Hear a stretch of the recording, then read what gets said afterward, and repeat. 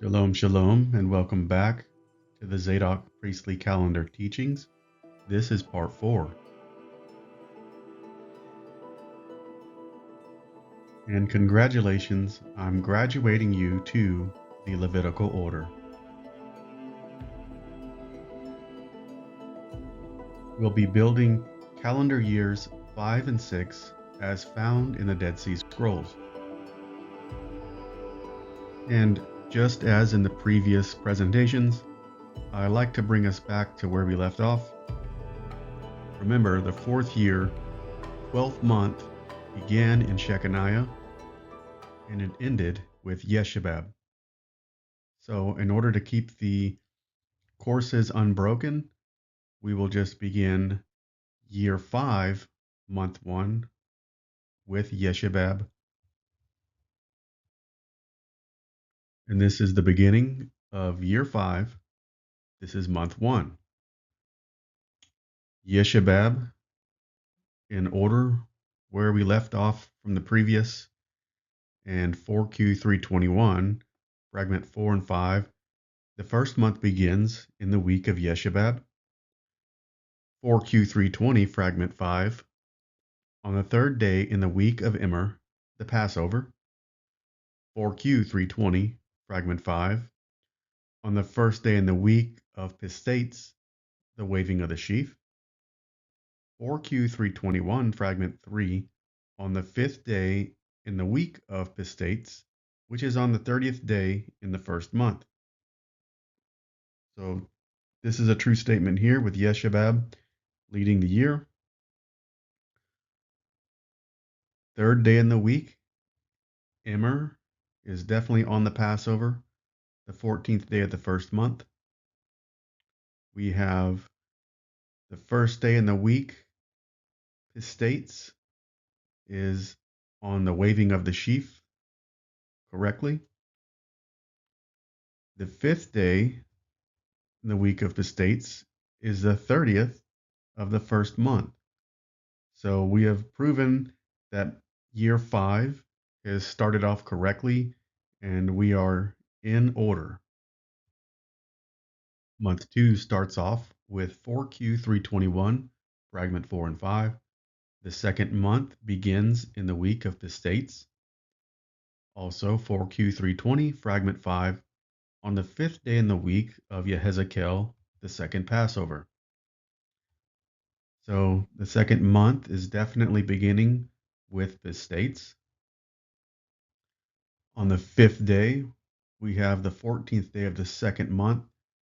This is a confirmation of the second Passover with Yehezekiel. Month 2 looks great. For month 3, we have 4Q321, fragment 4 and 5. The third month begins in the week of Deliah. And fragment 4Q320, fragment 5, on the first day in the week of Yehoreb, the Feast of Weeks. The third month is definitely beginning with Deliah, as you see here. And the 15th day of the third month is always the Feast of Weeks. Yehoreb is in the proper order.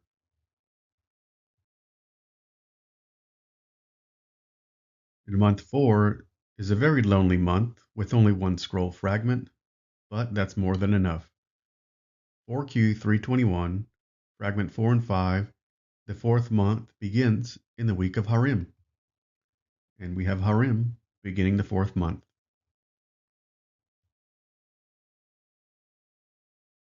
4Q321, fragment 4 and 5, tells us that month 5 begins in the week of Hakoz. 4Q324 says on the 23rd of the fifth month is the entrance of Eliashib. And 4Q324 says on the 30th of the fifth month, entrance of Yakim. We see Hakoz is beginning the fifth month. On the 23rd of this fifth month, Eliashib is beginning his entrance. And on the 30th of this fifth month, Yakim is entering as well.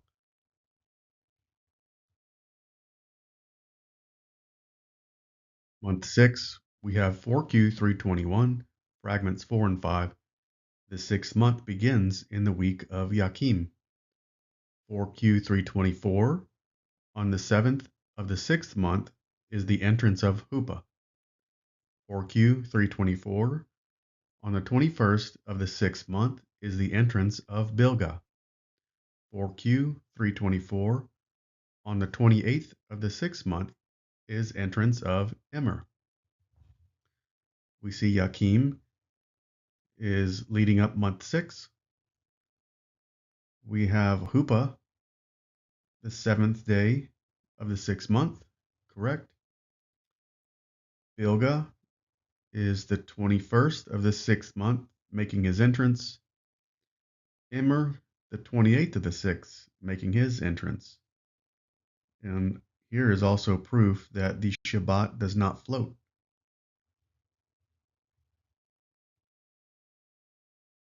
4Q 324 says the 4th day of Immer is the 1st day of the 7th month. 4Q 324, on the 4th day of the 7th month is the entrance of Hezir. 4Q 320, fragment 6, on the 6th day in the week of Hezir, the Day of Atonement. And 4Q 320, fragment 6, on the 4th day in the week of Pistates, the Feast of Tabernacles. Now we have the 4th day in the week, which is the 1st day of the 7th month, corresponding to Immer.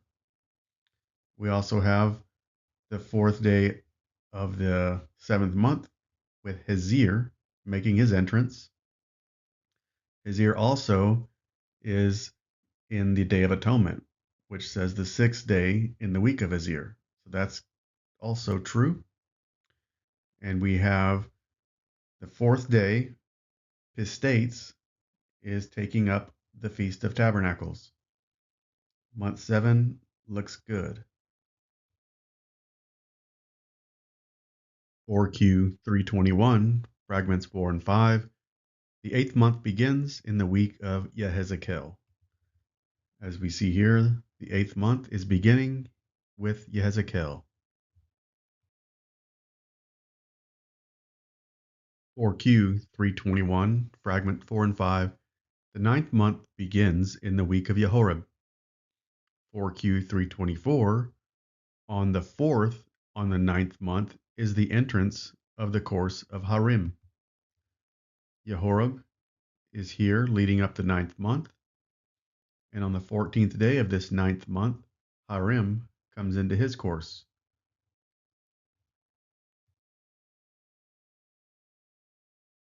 Here in month 10, we have fragment 4Q 321, fragment 5, and the first month begins in the week of Malkiyah. Also 4Q 324, on the 4th day of the 10th month is the entrance of the course of Miyamin. Malkiyah is leading up this 10th month correctly, and the 4th day in this 10th month we have Miyamin coming into his course.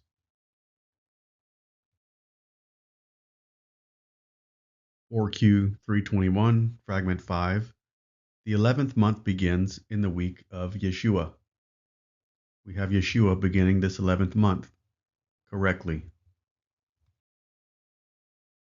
In the last month 12, we have fragment 4Q 321, fragment 5. The 12th month begins in the week of Yeshabab. As you can see, that is a true statement. Yeshabab is closing out the year. So here in year 5, we simply began by reordering the priestly courses and not straying from the path of the ancients. We've seen that the dates within the months, the days, the Shabbats, and even the feast days all matched up perfectly and seamlessly. But again, we have this pesky little equinox wanting to move forward in the year. And most people will want to push the head of the year up to that following day 4. Let's see what happens when we do that. Here we've pushed it up to help out our little friend here, the equinox. But now 4Q321, fragment 4 and 5, which told us the first month begins in the week of Yeshebab, is no longer true for us.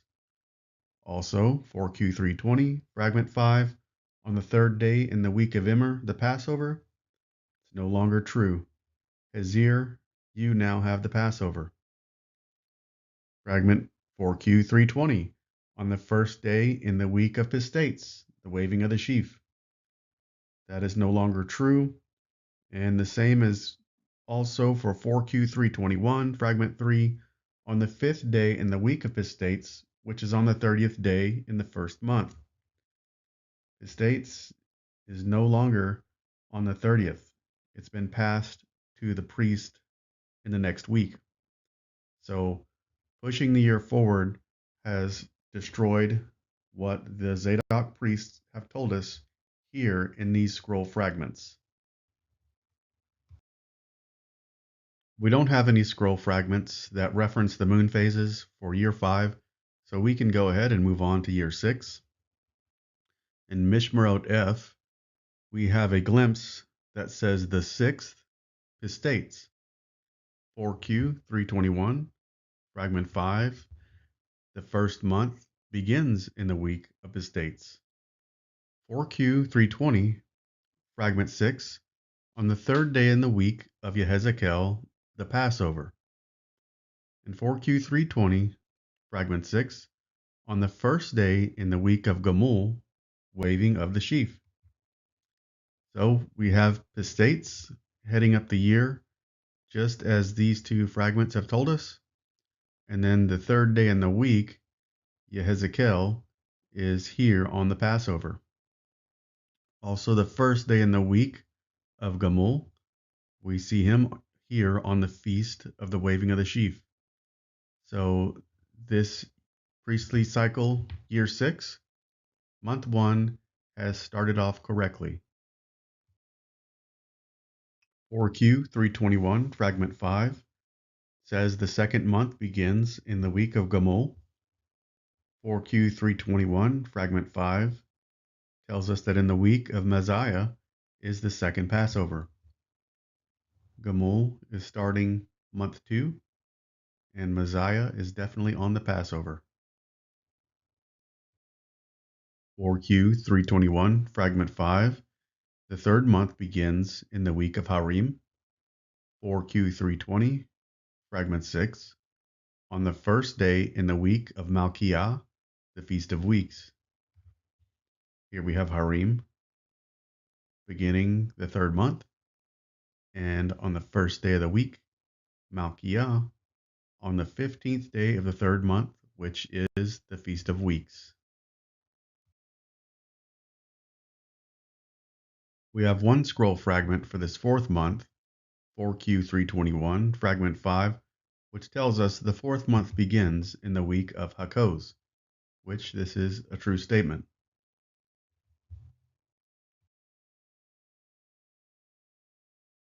4Q321, fragment 4, says that on the fifth day in the week of Yakim, which is on the seventh day in the fifth month. In 4Q321, fragment 5, the fifth month begins in the week of Eliashib. We'll begin with Eliashib, definitely on the head of the fifth month. And then we have the fifth day in the week, which is the seventh day of the fifth month. We have Yakim in the correct order.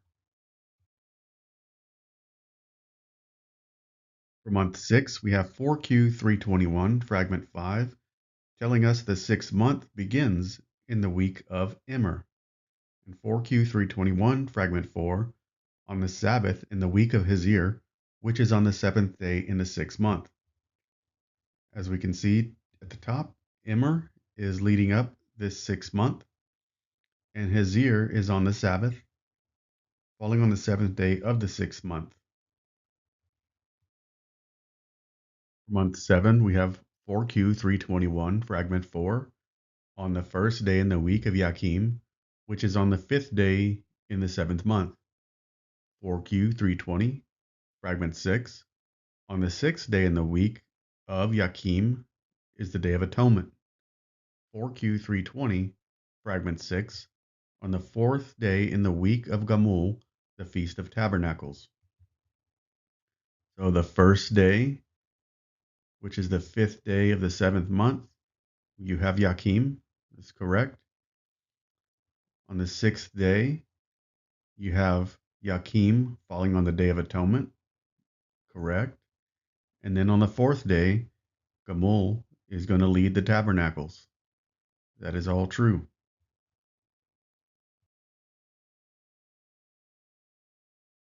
4Q321 tells us that the 8th month begins in the week of Maaziah. And 4Q321, Fragment 4, on the 3rd day in the week of Yehorib, which is on the 5th day in the 8th month.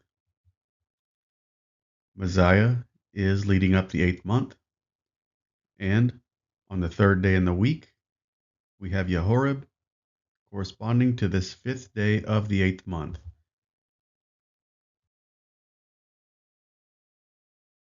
4Q321, Fragment 5 tells us that the 9th month begins in the week of Malkiah. In 4Q321, Fragment 4, on the 4th day in the week of Malkiah, which is on the 4th day of the 9th month. Here we have Malkiah is leading up the 9th month, and we have the 4th day of the week, which is the 4th day of the 9th month, and Malkiah.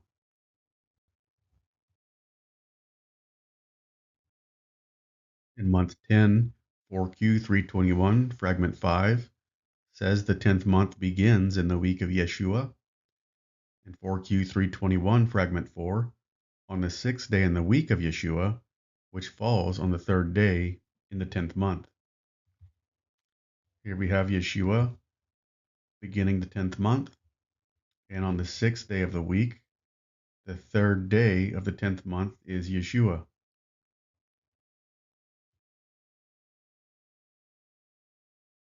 For Q321, Fragment 5, says the 11th month begins in the week of Hupa.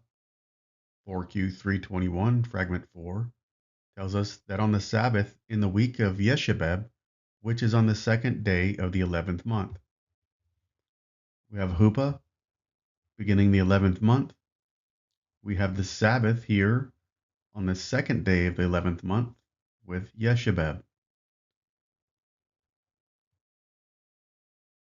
Fragment 4Q321, Fragment 5, tells us the 12th month begins in the week of Pistates.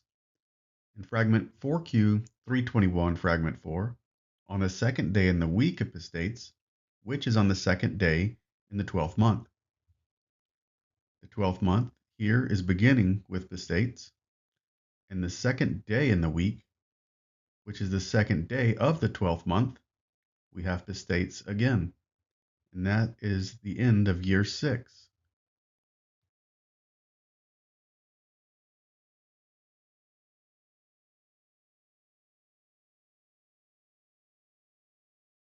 For year 6, we do have some scroll fragments that have moon phases referenced, so we'll go ahead and chart them in. For Q321, Fragment 4, and the new moon is on the 1st day in the week of Bilgah, which is on the 24th day in the 5th month. Over here, we have the 1st day of the week, corresponding to the 24th day of Bilgah, and here on this date, August 24th, you will find the new moon. Lines up. Month 6, 4Q321, Fragment 4, and the new moon is on the 2nd day in the week of Pethahiah, which is on the 23rd day in the 6th month. So the 2nd day of the week, Pethahiah, 23rd day of the 6th month, you'll find this date here corresponds to that new moon. 4Q321, Fragment 4, tells us the new moon is on the 4th day in the week of Deliah, which is on the 22nd day in the 7th month. We have the fourth day, Delia, 22nd day of this 7th month. Here is our date, which corresponds to that new moon.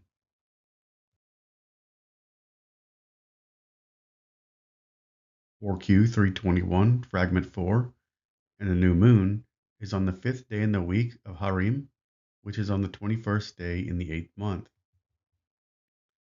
Again, here's our 5th day of the week, Harim, 21st of the 8th month. October 31st would be the new moon.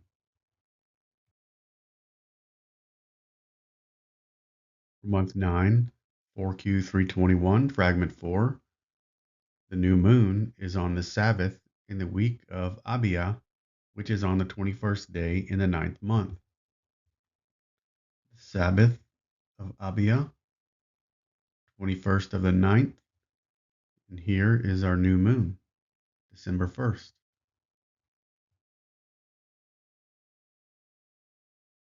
4Q 321, Fragment 4, and the new moon is on the first day in the week of Yakim, which is on the 19th day in the 10th month.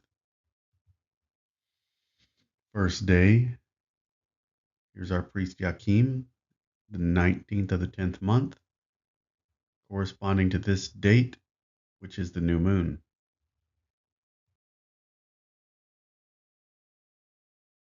For month 11, 4Q 321, Fragment 4, and the new moon is on the 3rd day in the week of Immer, which is on the 19th day in the 11th month.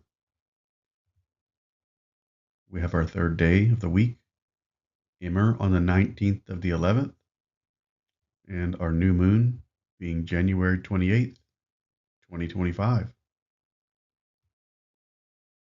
And on our last month, month 12, 4Q 321, Fragment 4, and the new moon is on the 4th day in the week of Yehezekel, which is on the 18th day in the 12th month. Our 4th day of the week here, Yehezekel, 18th day of the 12th month. Here on February 26, 2025, we have our new moon. Fragment 4Q 321, Fragment 5, tells us the 12th month begins in the week of Pistates, and Fragment 4Q 321, Fragment 4, on the 2nd day in the week of Pistates, which is on the 2nd day in the 12th month. The 12th month here is beginning with Pistates, and the 2nd day in the week, which is the 2nd day of the 12th month, we have Pistates again, and that is the end of year 6.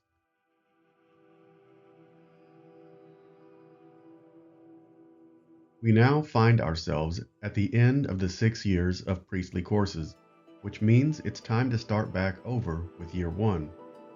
This is the year in which we propose that a 7-day intercalation period is needed. By reconstructing the Dead Sea calendar scrolls and following their instructions for each year, they've told us exactly how a year should end and begin for a period of 6 years. One thing is extremely clear to us here, and that is, the sons of Zadok did not intercalate one single day within those 6 years.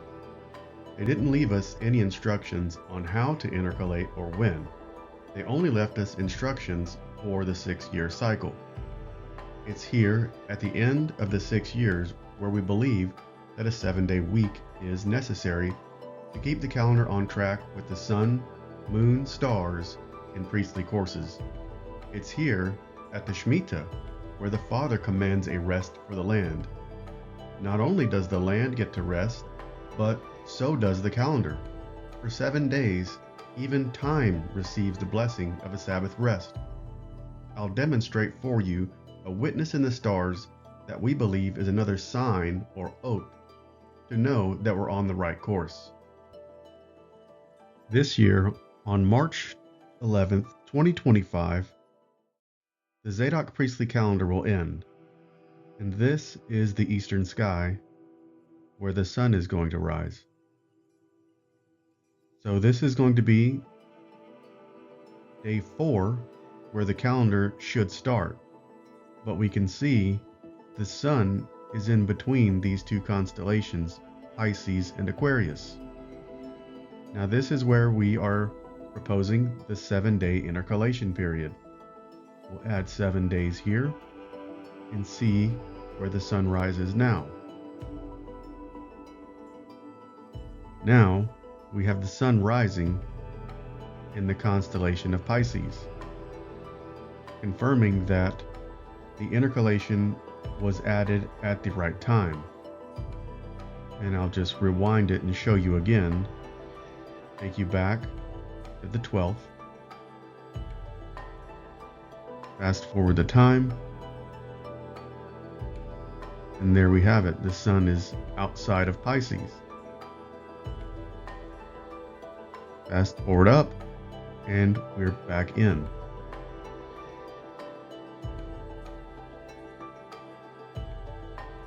So, the Zadok Priestly Calendar ends on March 11, 2025. Gamul was the priest who was serving as the year came to a close. So Gamul must start the year, but not work more than the rest of the priestly families. Here is what the 1 week of intercalation looks like. We had Gamul in service, and then 7 days added. Here we believe all of the priestly families came in and served, just like they would have during the feast days and the high days of the feasts. They would then leave and allow Gamul to be standalone again, just like they did week by week in the previous years. This places Gamul back at the head of the year, and we're perfectly aligned with year 1 of the priestly courses as found in the Dead Sea Scrolls. In 2019, we were blessed with a once-in-a-generation sign for the Creator's calendar, the calendar that the sons of Zadok followed. These calendar scrolls were penned by the hand of a true anointed Cohen. The instructions were clear and concise. I'm paraphrasing. Whenever you see these signs of the sun and moon aligning on this month and day 4 of the year, then you know where you are with the priestly courses. Then you'll be back in line with the 3rd year tithe, the Shemitah, and the Jubilee years, all of which will be maintained by the priestly courses as they were ordained according to Torah. This sounds more like prophecy, and we know that there were prophetic writings, and we see them coming out of the Qumran Valley in the Dead Sea Scrolls. The Zadok Priestly Calendar is a calendar of 7s that is meant to keep the appointed times of the Most High in order and on time. The calendar is 364. The sun has its own cycle, the moon has its own cycle, and the stars have their own cycle. But when it comes to the priestly courses, well, their cycle is built into the calendar itself. The calendar was structured and ordered before the luminaries were created. Genesis 1 tells us that the lights are for signs or oath. It doesn't tell us that they are the calendar. They're signs to tell us where we are in time. Just like when you're on a road trip and you see a sign that says Dallas, 10 miles. Well, once you've traveled the 10 miles, then there's another sign that says, Welcome to Dallas. The sign is not the city. The sign is pointing you to the city and telling you that you're now within the city. I believe that's the function of the luminaries, and I believe the Zadok Priestly Calendar Dead Sea Scroll documents are telling us that point exactly. Through my journey of studying the calendar, lunisolar, solar, Zadok calendar, and Zadok Priestly Calendar, something has really stood out here in these latter days of my studies. We know that the Father is the Most High, sitting at the top. He's placed these luminaries where they're at for a reason, for calendar signs. He placed the sun, the moon, and the stars all in these specific locations for us to take note of. They're all below him, if you'll notice. There's one aspect of the calendar, though, that is closest to him, not below him, but around him. This aspect comes from Revelation 4. Revelation 4, 1 through 4. After these things I looked, and beheld a door standing open in heaven. And the first voice which I had heard, like the sound of a trumpet speaking with me, said, Come up here, and I will show you what must take place after these things. Immediately I was in the Spirit, and beheld, a throne was standing in heaven, and one sitting on the throne, and he who was sitting was like a jasper stone, and a sardius in appearance. And there was a rainbow around the throne, like an emerald in appearance. Around the throne were 24 thrones, and upon the thrones I saw 24 elders sitting, clothed in white garments, and gold crowns on their heads. Brothers and sisters, I believe that these 24 elders are the 24 priestly courses that 1 Chronicles 24 has given us. They were there from the beginning, and in the time of David, they were established and given to us as a witness and a check and a balance in the calendar. As we immerse ourselves in the Zadok Priestly Calendar, we reflect on the wisdom of ancient traditions. This calendar offers insights into the rhythms of life that our ancestors followed and invites us to consider how these rhythms can enrich our faith. By walking in the Father's ways, we connect with the lineage of faith and devotion that spans millennia. Each year, we receive a divine invitation from the Father to walk in His ways, the straight and narrow path, the path of the ancients. This gracious opportunity beckons us to align our lives with His appointed times, to celebrate His Sabbaths and feasts in His most set-apart appointed times. It is an invitation to partake in sacred celebrations with the heavenly entourage, including the priestly angels ministering near Him, our high priest, the Messiah, our King and our brother. By synchronizing our lives with the heavenly calendar, we walk in harmony with divine rhythms and celestial cycles. We can rest when they rest, and feast when they feast. The question remains, will you walk His set times according to His calendar? This journey requires a commitment to align our lives with ancient principles and divine appointments. It is an invitation to step away from the distractions of modernity and embrace a sacred rhythm that honors the Father's appointed times. The Ruach and the bride extend a call to come and partake in this divine journey. It is a call to shalom, a call to peace and wholeness as we align ourselves with the heavenly calendar and celebrate with the divine host.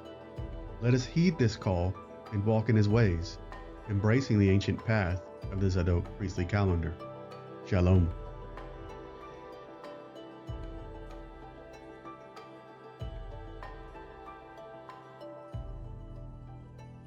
We give all the thanks to the Father, the Creator, and Most High Elohim, and to our High Priest, King, Messiah, and brother, and the research efforts of Gina Sparks and Sarah Davis. I pray this presentation has been a blessing to you. For more information, please visit prophecyvine.com, where Yah's people can connect and engage in dialogue about the scriptures and the Creator's calendar. Shalom.